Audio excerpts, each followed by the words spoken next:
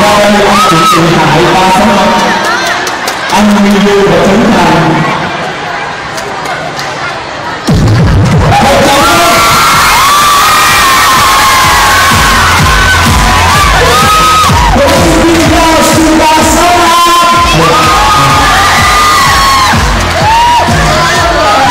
Xin chào 365, nhiệm vụ 365 ngày hôm nay rất đơn giản. Hai đội với hai thủ lĩnh là Huy Du và Trấn Thành cho đại chiến có bóng nước. Vậy thì Isaac, Huy và Phương, ba bạn sẽ đưa đội nào ra? Bây giờ họ nói ha, là sẽ không biết ba cái áo mà ta mà tôi biết về cái nào luôn rồi ha. Tôi hiểu rồi ha. Người nói á, ngày nay nó gì hảo ngọt hơn là thịt chua. Thực ra thì nó sẽ năm sẽ chọn như sáng hôm qua mình thấy đó, em về đội đi luôn. Hôm nay em về đội đi luôn nữa thì anh biết có cái gì mà bất thường. Nhưng mà rất là quan trọng là ai khách. Sáng hôm qua ai khách giảm khách bỏ.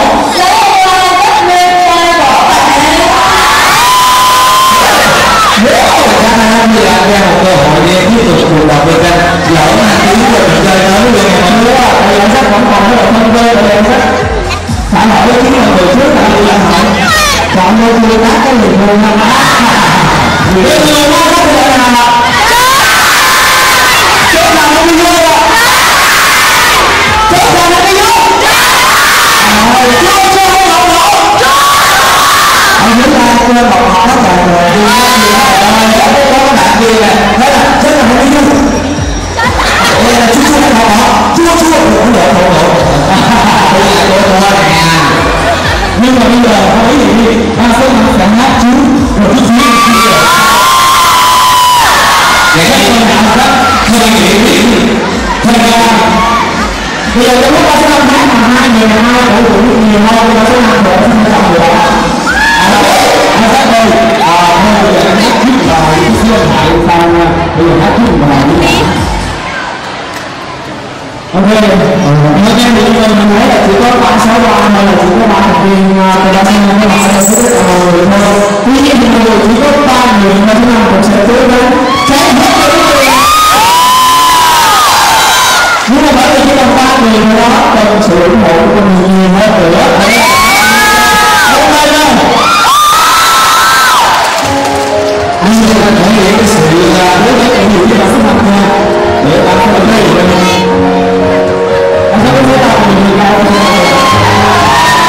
Đây là hết rồi.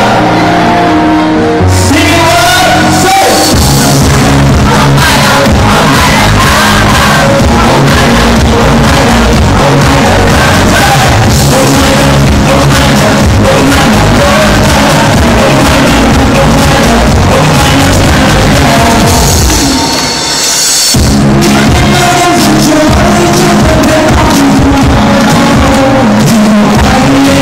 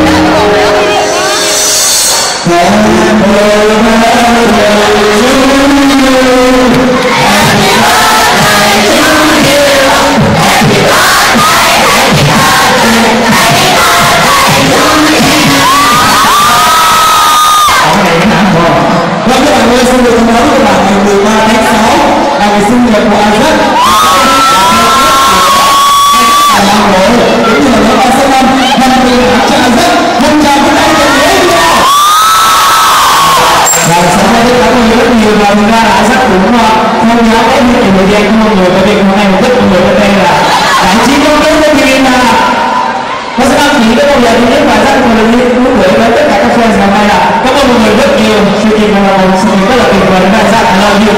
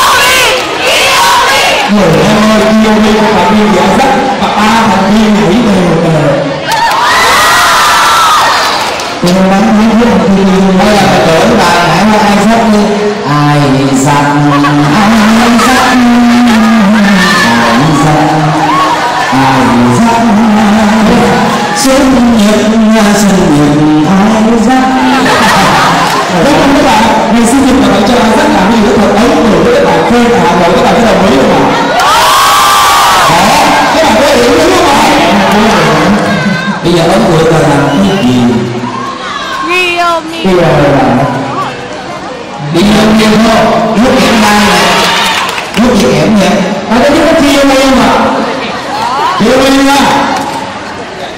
Ai sát lúc gì kẹm nè. Không sức thật. Đọc đọc ra sắc ruột cho tôi. Mà nói các bạn thôi. Nói là cái độ không thể tôi đâu. Thôi là sáng nhạc không? Quá nhãn ma cho khi ngọt ngọt, phải chất ngọt rất là dễ đúng không? Nó phải nhờ một độ ngọt ngọt các bạn, bỏ chua chua đi, bỏ đi, mình là thiếu đi.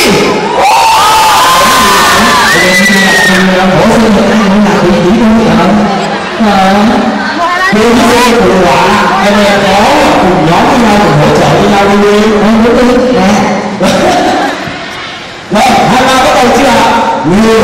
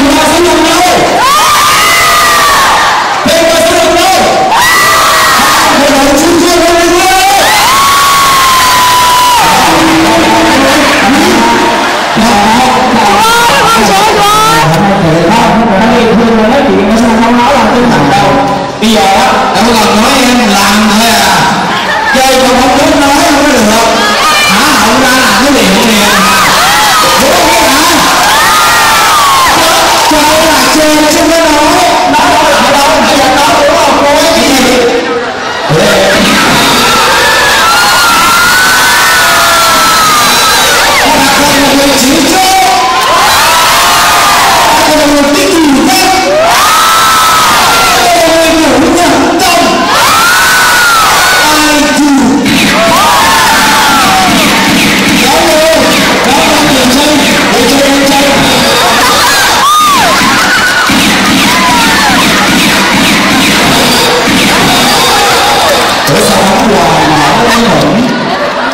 Nhưng kia hay lắm, những sức nhiều nhắc chơi cho hết hơi thở cuối cùng.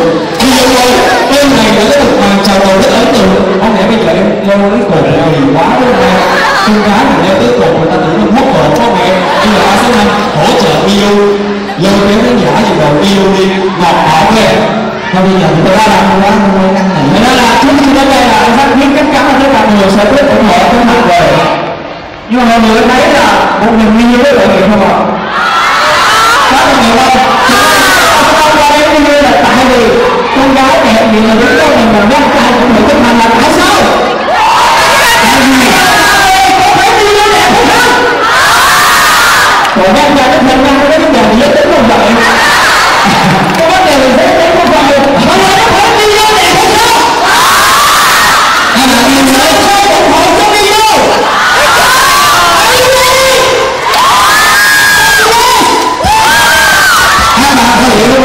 Chơi không bóng nước là một cuộc chơi vì nhớ đúng.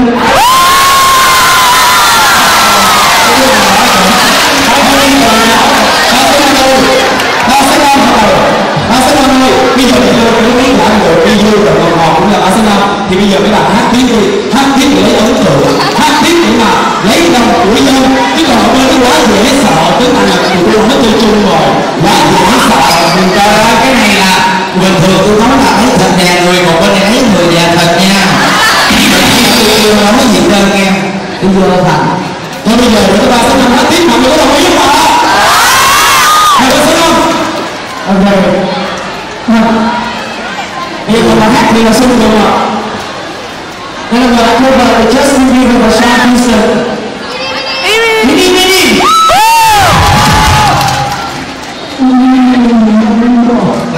Gì không hỏi được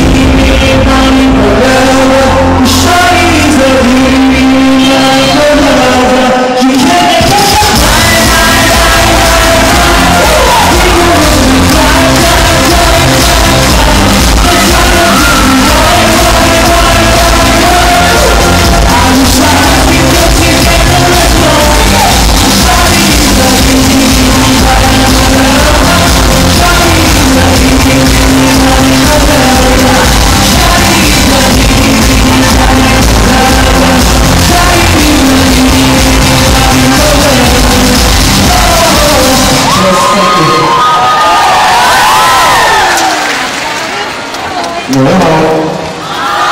Nữa không mọi người? Nữa không? Hát lại đi ba xong không? Nói không lại cho em lời ca tiếng hát để nghe cho em thôi chứ sao?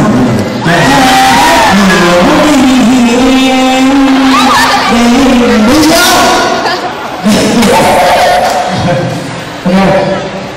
Còn bài hát cuối cùng mà sẽ nói nghĩa là với tất cả mọi người trước khi chúng ta chiến đấu ở đây ngày hôm nay là một nhạc phẩm mới nhất của Sinh Lập. Và hát được mang tên Đưa không thuộc vào không nói ra It's no love no life. Vì nó không thuộc về nó là chưa không thể thua.